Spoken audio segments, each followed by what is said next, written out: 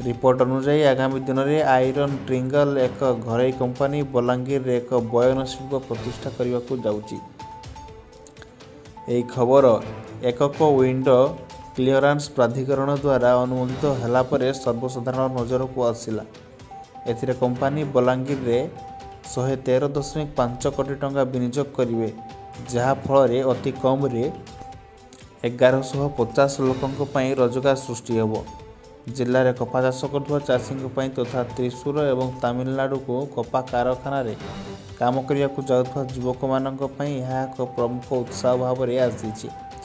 सूचनायोग्य जे बलांगीर, कलाहांडी, नुआपड़ा, रायगड़ा और सोनपुर जिला मिलित भाव 5 लाख बेल कपा उत्पादन करी यह राज्यर सर्वोच्च सूता उत्पादनकारी अंचल भाव में परिणत कर।